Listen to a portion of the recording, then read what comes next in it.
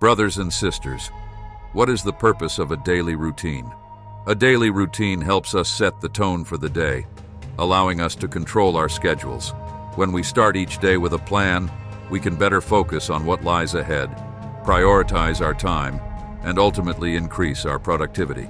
Imagine this, a routine that enables us to complete every task, stay productive, and overcome procrastination. A routine based on Islamic values. But I must warn you, this routine isn't for everyone. Only those who are ready to give everything for the sake of Allah can truly benefit. Be sure to watch the video till the end, and don't listen to the whispers of shaitan. Number 1. Start your day the night before. Many people make the mistake of planning their day starting from the morning. In reality, your next day is a reflection of what you do the night before. Start your routine from the previous night. During these final hours of the day, you have the opportunity to shape the following day. Once you've completed your daily affairs, focus on your last obligatory prayer, Isha. In Europe during winter, this prayer is around 7 p.m., leaving you time for simple yet meaningful activities before bed, such as reading the Quran, making dua, or spending time with family.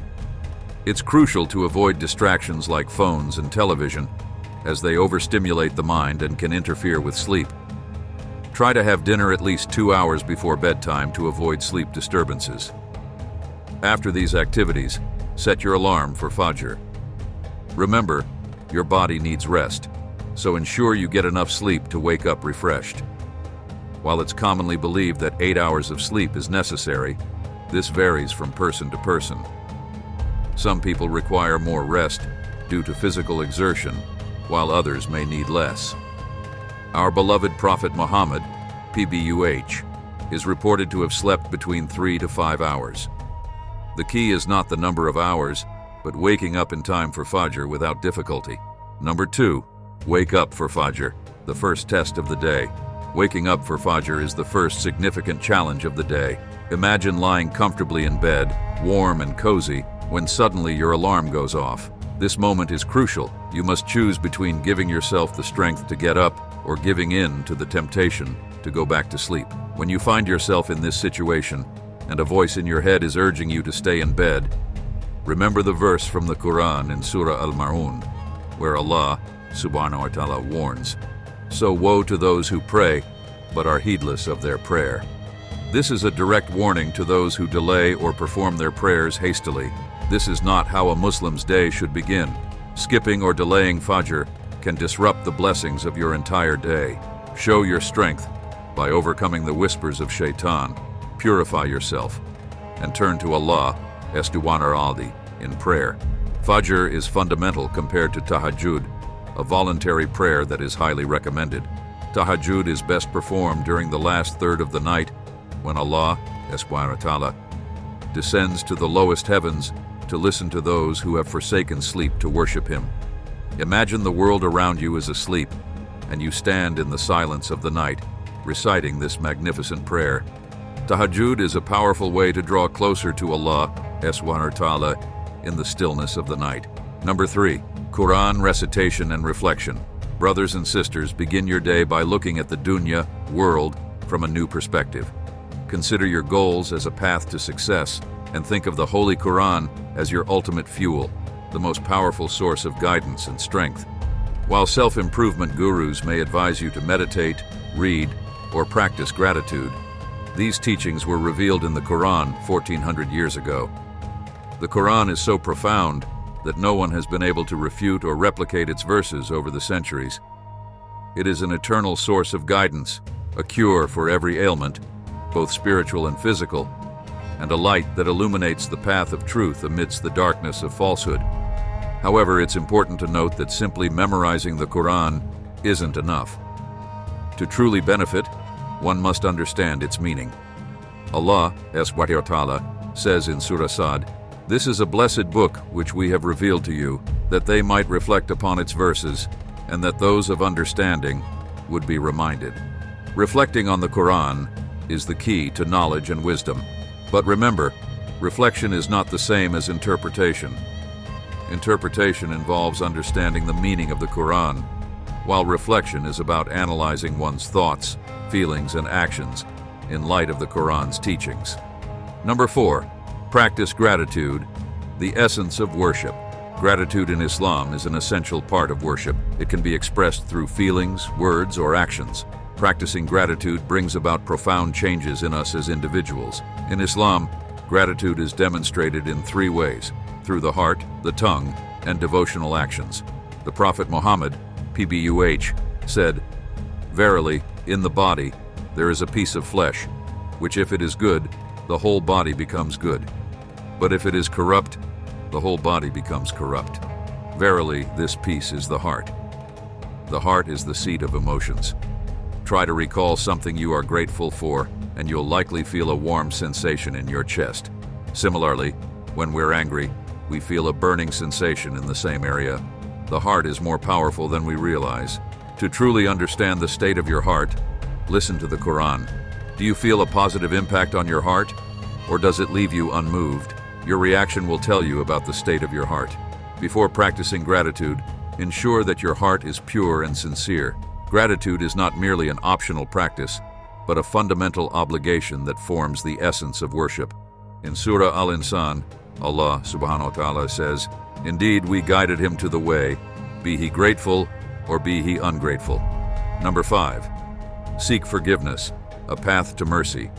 Never lose hope in seeking forgiveness from Allah, SWT, for your sins and mistakes. Beginning your day with sincere repentance attracts positive energy and blessings. Repentance is not about feeling guilty. It's about acknowledging your mistakes, striving to improve, and seeking divine forgiveness. Guilt, while natural, should not linger. Instead, channel it into sincere repentance. Allah, subhanahu wa ta'ala, promises in the Quran, Surah Nuh, "Ask forgiveness of your Lord. Indeed, he is ever a perpetual forgiver. He will send rain from the sky upon you in continuing showers, and give you increase in wealth and children, and provide for you gardens, and provide for you rivers." This verse highlights the importance of repentance as a means of attracting blessings and mercy from Allah, SWT Ta'ala. Imagine the countless blessings that could come your way if you sincerely seek forgiveness every day. However, repentance should never be taken lightly. It is an act of humility that requires sincerity and should be performed in moments of tranquility. Constantly seeking forgiveness is a practice often underestimated. Some people believe their sins are too great to be forgiven, but this is a grave mistake. The Prophet Muhammad, PBUH, said, "A person said, 'By Allah, Allah will not forgive so-and-so.' Then Allah, the Exalted, said, 'Who is he who swears by me that I will not forgive so-and-so? Verily, I have forgiven him and rendered your deeds worthless.'" Sahih Muslim. Number 6, the importance of seeking knowledge. The pursuit of knowledge is a fundamental obligation in Islam. The Prophet Muhammad, PBUH, said, "Seeking knowledge is an obligation upon every Muslim." Learning in Islam goes beyond memorizing the Quran. It encompasses seeking truth and wisdom in all areas of life, whether mental, spiritual, or otherwise. Knowledge should be a constant pursuit, stimulating the mind and promoting intellectual growth. Many people mistakenly believe that seeking knowledge only involves understanding the basics of the Quran. While this is essential, such a limited mindset can be harmful, as it may prevent deeper reflection and critical thinking. Allah, SWT Ta'ala, encourages us to contemplate His creation and seek answers. This is why Islamic scholars, imams, and other figures are available to guide us. If you're eager to learn more, watch the recommended videos that delve deeper into Islamic teachings.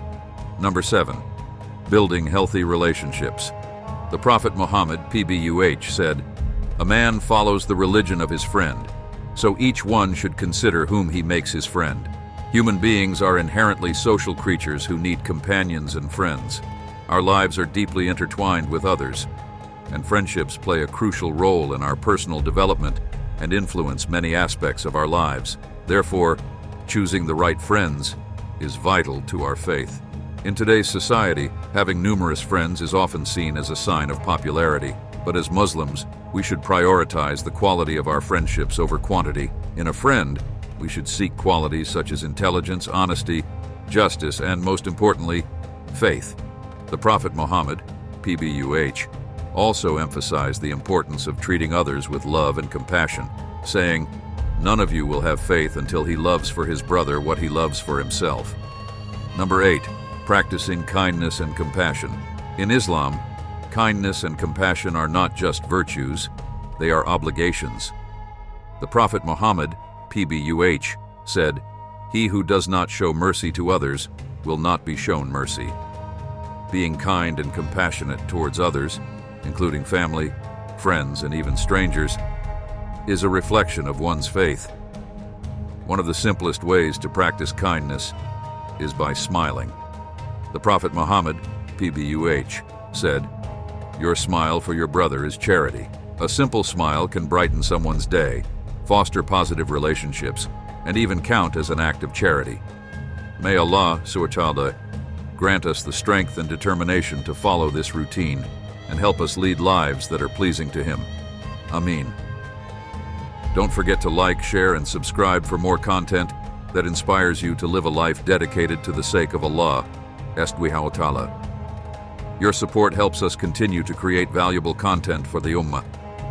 Until next time, Assalamu alaikum wa rahmatullahi wa barakatuhu.